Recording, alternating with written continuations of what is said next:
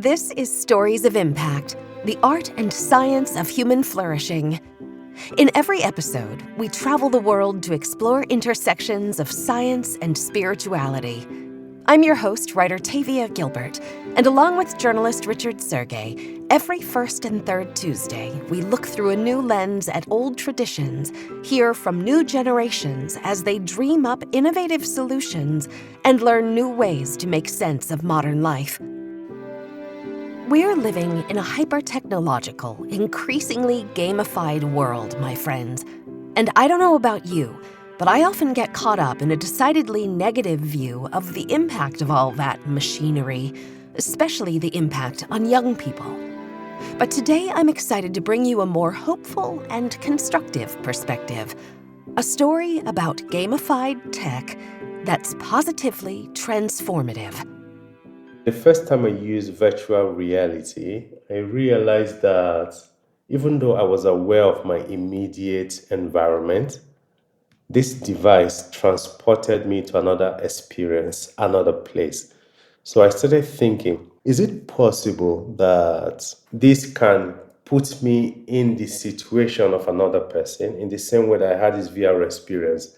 Can I have an embodied experience of another person, someone from another ethnic group? So that's how the thought started, hence the proposal to try to use virtual reality to increase perspective taking and hence empathy and compassion towards someone from another ethnic group. Dr. Eugene Ohu is an associate professor at Nigeria's Lagos Business School, a research scholar at Gannon University in Pennsylvania, and director and principal investigator at the Virtual Human-Computer Interaction Lab, whose native Nigeria is a West African country of more than 230 million people, with a complicated past that includes extreme tribalism, divided geography, cultural, social, and religious diversity, geopolitical conflict over oil wealth, and a horrific civil war and genocide that killed millions of people, including countless children by starvation. I come from a country of 250 ethnic groups, 500 languages. There are 3 to 4 major ethnic groups, but there is a lot of division and stereotypical behavior between the ethnic groups and discriminations. So for a long time, I had been pondering, is it possible to have a united Nigeria? Dr. Ohu wanted to do something radical to help his country unite. He wanted to ensure that the next generation of Nigerian leaders would be compassionate, tolerant, and empathetic toward all citizens, no matter their ethnic identity. He especially wanted Nigerian school children to embrace love and unity. He believed that empathy and compassion were the keys to the future of Nigeria, to healing the divides between Hausas, Yoruba, Igbo, and more than 200 other ethnic identity groups. He at least wanted to combat indifference, for example, to the 2014 kidnapping of nearly 300 schoolgirls by militant group Boko Haram.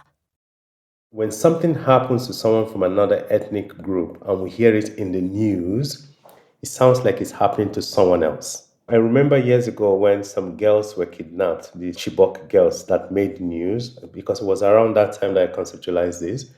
The Chibok girls were Hausa girls. Hausas were supposed to be our brothers and sisters. But for many in other parts of the country, it was like, okay, it's happening over there. The Igbos, who were at the forefront of the victims of the civil war between 1967 and 1970, was another ethnic group that even though the civil war ended in 1970, they keep being marginalized wherever they go. So what was his answer? This researcher, whose focus is at the intersection of technology, communication, and psychology, pursued the spark of inspiration in virtual reality games. I think we are able to remain indifferent to the plight of other ethnic groups because we don't know what it feels like to be that person. So if I can have the person explain themselves to me, perhaps I might realize what it feels like to be that person. He wondered, How can that person explain themselves to me? They can tell their story, in which case they'll be limited to their power of expression. my ability to imagine what they are describing. They can give me a narrative to read. If I read it, it's limited to how well I'm able to visualize it. So I was thinking, therefore, if you have a device that can overcome these limitations, either explanatory power or my ability to imagine something, and then help me to create an image, what image can be more powerful than make me really feel that it is happening to me? Maybe that can lead to increased empathy, especially if I can get you to suffer discrimination as the other ethnic group. Why virtual reality? Dr. Ohu says the technology uniquely offers not only a 360-degree view and spatial audio, but the realism of skin tones, clothing, environment. Virtual reality is immersive. I am inside it. I am an actor in the experience. So the senses are deceived. Deception is what is happening. You then have what is called a sense of presence. A combination of all these, you feel that you are really there. Dr. Ohu designed a study to teach children, ages 13 to 18, empathy and compassion through virtual reality. If he thought of his project as a game, it was designed to have a serious impact. Gamified in order to attract kids to engage in it. Dr. Ohu and his team created 4 language versions of the virtual reality experience, including versions designed for Igbos, Hausas, Yorubas, and a Niger Delta version representing the other minority groups. To join a VR room, players cannot enter into an experience of their own ethnic group. So a Hausa must enter the VR experience of a Yoruba, an Igbo, or someone from the Niger Delta. For each language version, the researchers also offered either an observed version, which for the player offers a third-person perspective, or an embodied version, where players become the character. And there's a role model version as well, which includes, in a third-person perspective, a teacher who joins the scene. As soon as Dr. Ohu's VR empathy game was ready for testing by Nigerian students, he next had to choose the school settings in which the virtual reality testing would be introduced. We wanted to choose the schools we thought were more representative of the general population. So we decided to go only for public schools that were mixed schools. The schools should not be owned by a religious body.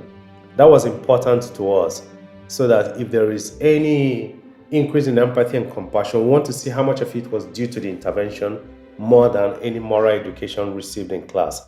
In public schools across Lagos, hundreds of teens put on VR headsets, ready to observe or engage in embodied play. What did they experience? So you are a 13-year-old girl with her father in a village, enjoying the evening sun. The sun is going down, and then it's time to go home. You begin to head home, but you have to walk through a marketplace. In walking through a marketplace, you see your neighbors, people you know from different ethnic groups. You are from a different ethnic group yourself. And then suddenly, people notice you, people who were your friends. First of all, the girl sees a friend of hers from school, calls out to her. For some reason, her friend ignores her. Then little by little, they notice a growing animosity as they were walking home that started with verbal insult, primarily because of their ethnic identity, that ends up in violence, and then the father of the girl dies at the end of the story. 8 weeks later, she's taken to another village to live with her uncle. First, she had witnessed ethnic discrimination where the father was a victim. She's in a school, a new school. She's expecting to make friends. There are 2 versions of the story. In one version, in the observed version, you are watching the girl as a third person, watching this happening. In the embodied version, it is happening to you. What's the difference? In the embodied version, you are in front of a mirror because it's a traditional day. You're supposed to dress in your ethnic attire. In the schools in Nigeria, students wear their school uniform. There's a common uniform. But on a traditional day, you dress in your ethnic attire, different colors, such that by looking at you, they know the ethnic group from which you come. And there she is in front of the mirror, preparing herself, and then there's an announcement over the PA system telling them to go to their classes dressed in their ethnic attire. Very proud. And in the embodied experience, you see yourself, you raise your hand, whatever motion you perform is duplicated by the character in the mirror. We did that deliberately to increase the sense of body ownership. And there you are, suddenly the door opens, and then three other students come in, all dressed in their different ethnic attires. You can see from looking at them that from different ethnic groups. They were talking about different ethnic groups like yours. You could hear them from the bathroom. Of course, you were hoping that they were not going to get into the bathroom because we're talking about your ethnic group. And then you become the target of the abuse and begin to mention different things about your ethnic group that make them not like your ethnic group. There's verbal abuse to the point of pouring water on that beautiful attire. And then the girl ends up on the floor crying. At each point, for each motion, each thing they do, especially for the embodied version, there are points to be got by the student for responding or for initiating the next action. Dr. Ohu adds that there's additional value in the role model version. Adding a teacher to the scene came from revealing conversations the researchers had with educators and students in developing the storylines. Before coming up with the story, we interviewed lots of adults and lots of 13 to 18-year-olds to understand what discrimination meant for them and instances of discrimination. For example, we were conscious of not causing distress, but at the end, we realized that what these kids had experienced were worse than we had imagined. The verbal abuse were built based on their experiences. So we didn't make up any one of these. So the adults also played a role there because we talked with adults also, and you saw that there was an intergenerational transfer both of aggression but also of suffering based on their ethnic identity. The role model version is similar to the observed version. The only difference is that, together with the girls, after the discrimination and abuse happens, a teacher appears on the scene. Previously, for the embody and observe version, we rely on the physical affordances of VR as a technology to do the teaching, hoping that simply being there and it happening to you can do something to you. But we also wanted to check how that compares with when the lessons, the teaching is coming from a role model. So we have a role model in the scene who now begins to give criteria about why some things were good, some things were not good, and so on. Dr. Ohu got a baseline measurement of each player's empathy and compassion before they experienced the game. He then measured their empathy and compassion immediately after the experiences, whether the players were in the observed, embodied, or role model versions. Players were measured again 2, 4, and 6 months after the experience, in order for the researchers to gauge the persistence of the effects. What did Dr. Ohu find out about the impact on kids who experience living in another ethnic identity? VR is effective in increasing empathy and compassion. Consistently, the embody and observe experience were effective in increasing empathy and compassion compared to the control.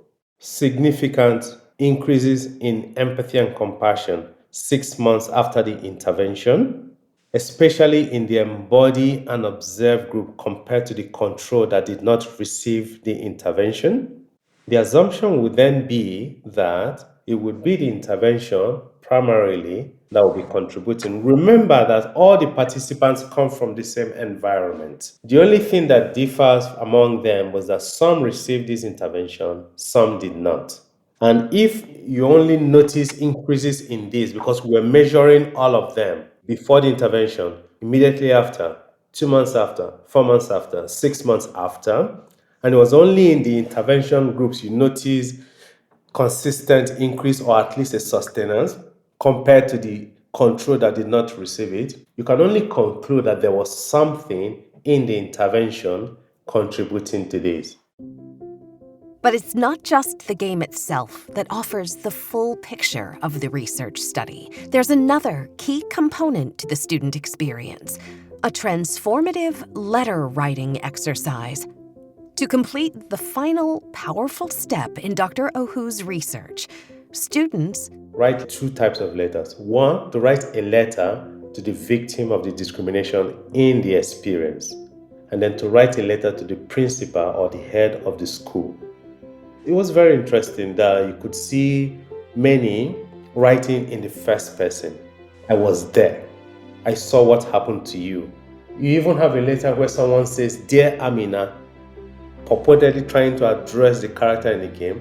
But because the person was in the embodied experience, that was all the reference to Amina. But subsequently, everything was, it happened to me, they did this to me, they did this to my father, I feel this way, I feel that way. So it seems to work. It seems to work. What kinds of things have the kids written? What did they say? Some kids were telling the character in the game not to let themselves be defined by what has happened. When you are told, for example, that the Igbos love money a lot and that they are very greedy, or you are told that Hausas, all they know are their cattle, and yet you're talking to a 13-year-old who is in school hoping to go beyond the stereotypical image of their ethnic identity, there is a risk that the ethnic abuse would reinforce the stereotypes, and so they can't aspire to be more. So when you now have a 13-year-old telling a fellow 13-year-old, don't let yourself be defined by what they said.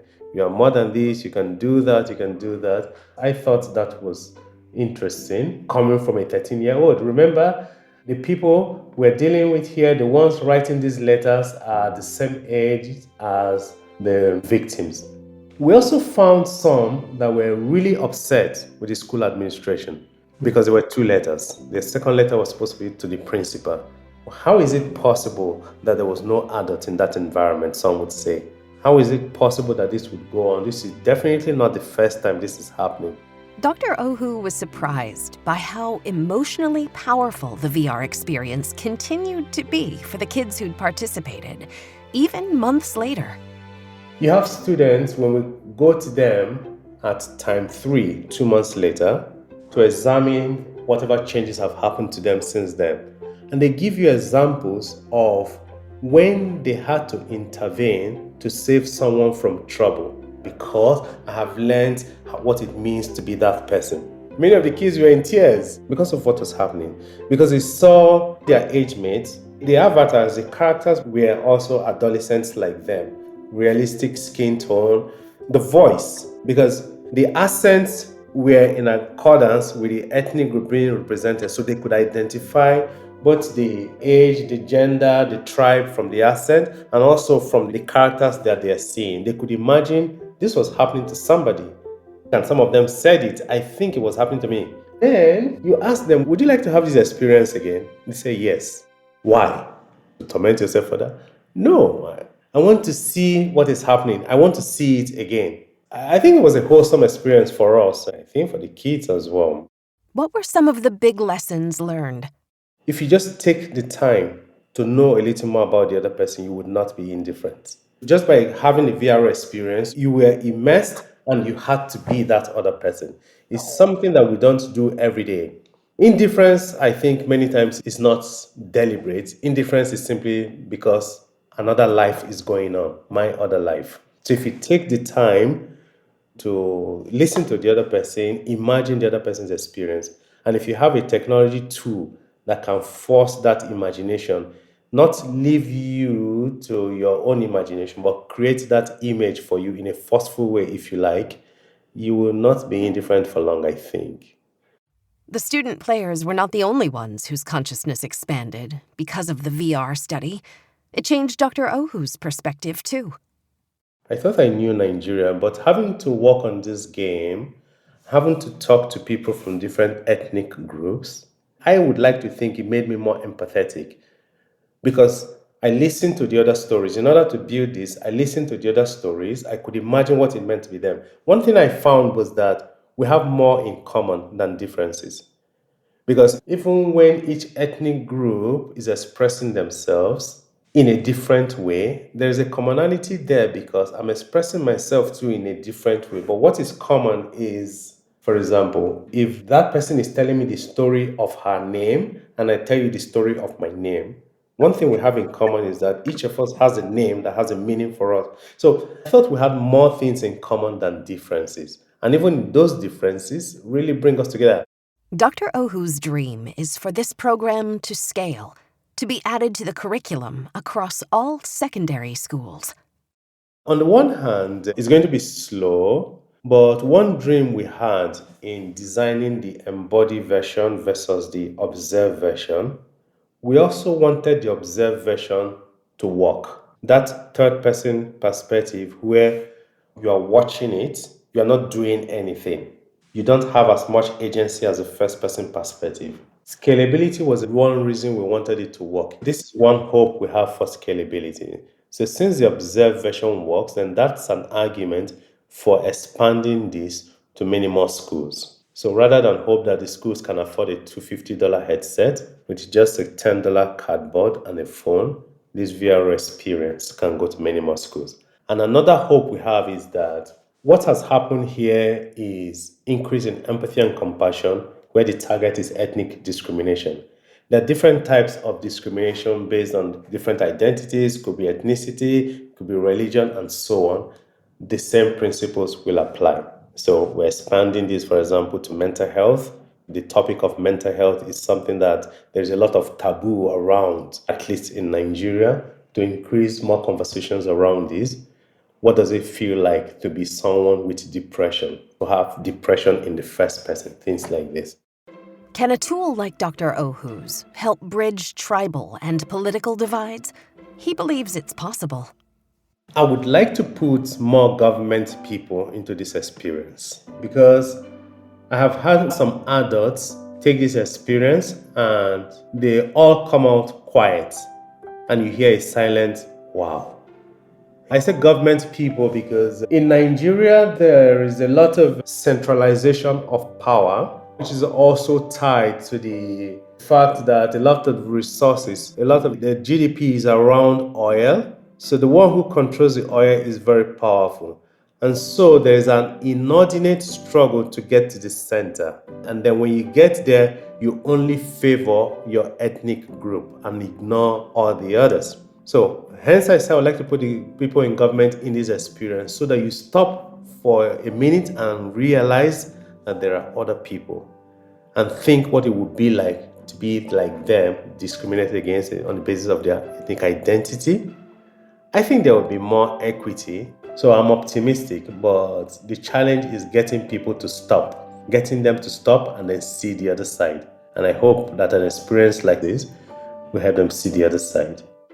Dr. Ohu's intervention won't just help Nigeria's youth become Nigeria's wise and peaceful leaders of the future. It will help each of them have a more flourishing future, no matter what. Human flourishing for me understood as what? Fulfillment as a human being, being happy, living at peace with other people, well-being, physical and mental. I would like to think that a more empathetic person, not indifferent to the plight of the other person, will experience a greater flourishing themselves and will help the other person experience it. We hope you'll come back in 2 weeks for another new episode. In the meantime, please share the Stories of Impact podcast with someone you think would love it. And we'd love to hear from you. You can get in touch anytime at storiesofimpact.org. This has been the Stories of Impact podcast with an interview by Richard Sergey, written and produced by Tavia Gilbert for Talkbox Productions. Music by Alexander Filipiak. Mix and master by Kayla Elrod. Executive producer Michelle Cobb.